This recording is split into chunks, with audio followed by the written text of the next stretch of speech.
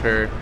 Well, when you get stalkers, that's kind of crazy. Yeah, we had one. It was actually a mom, which was kind of weird. We had a mom follow our bus for 6 hours one time, and that wasn't that. I mean, that was kind of weird. And then we had a person break into backstage and like 4 or 5 times and started crying and was like, "I need to bring you to my car," and I was like, "We are not going to your car.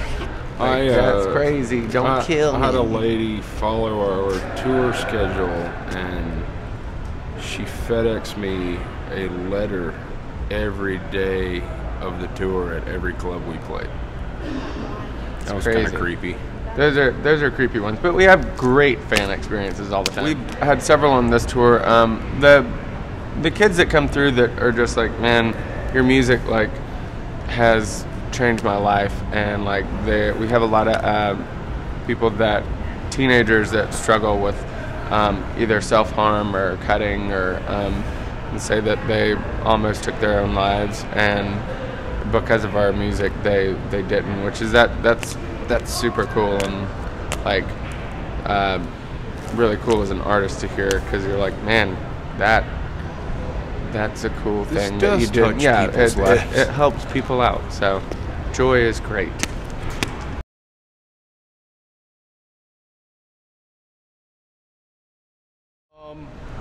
Texas, Ohio, Minnesota, yeah. Orange County, California. Yeah, they're kind of spread out all over the place. Minnesota's really fun. It's always a fun show there. People like to dance there. Mosh pits that happen. Minnesota's more people liking dance because it's like home of Prince, you know. Yeah. So they get into like R&B and funky music. So it's always a good show there. Yeah.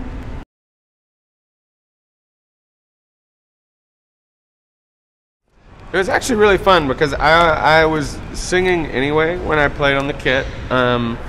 And, you know, I always say that the only reason why I got the job to play drums is because I could sing at the same time. So it's been fun, and I think I'm a better dancer than a better dancer than I am a drummer. So it's been really fun. It's been a really cool transition.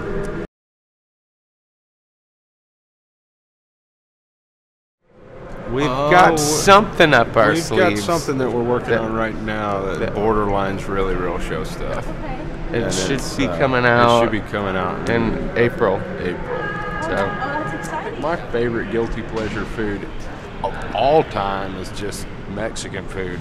Anytime I can eat Mexican food, I want to eat it.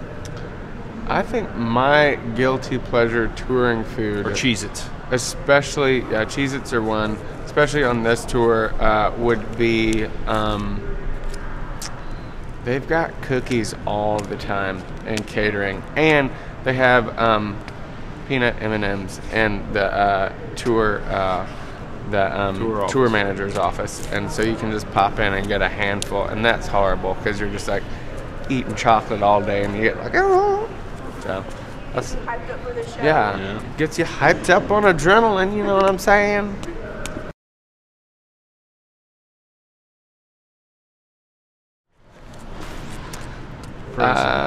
Just kidding.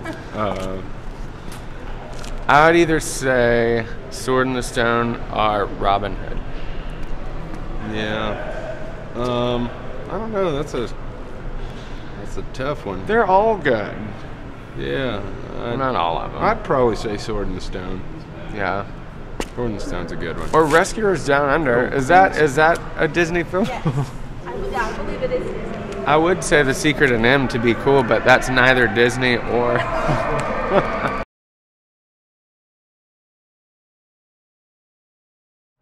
Patience.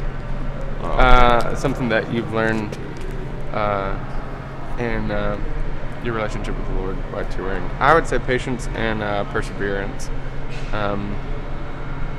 To just like being consistent, like you have to get up and it's a daily thing because you're not in it's not like being at home. You don't have the same trials. You have different trials every day. Just like, I mean, that's with anybody, but I would say that for me, patience and Patience is a good one. I don't know, patience and self-control on, you know, perseverance on working on stuff and not getting out here and just getting into the routine of, I'm in a new city, gonna play another show, like pushing yourself to grow in the word, grow musically, grow as a family of people that are living together, and like more so not making everything about the band or music, but seeding in and learning more about the people that you're living with personally and what's going on with them, you know. So hobbies on the bus would be taking out the trash. No, I think getting up and like having like a schedule, like more than hobbies, like getting up and being consistent about writing, or being consistent about practicing or getting together. Like what you do is like, you know, have your like daytime ritual that you do, like is whatever to prepare for the show. So because it's more like it's kind of like a day at the office. Like it's not as like totally glamorous as what everybody thinks. Like it's kind of like, okay, we're getting here, we got to get prepared, this is what I got to do to before showtime. And then you're rolling down the street with 13 people in the bus. It's like rolling down the street in a New York apartment with 13 people in it. Yeah, so go berserk, go berserk.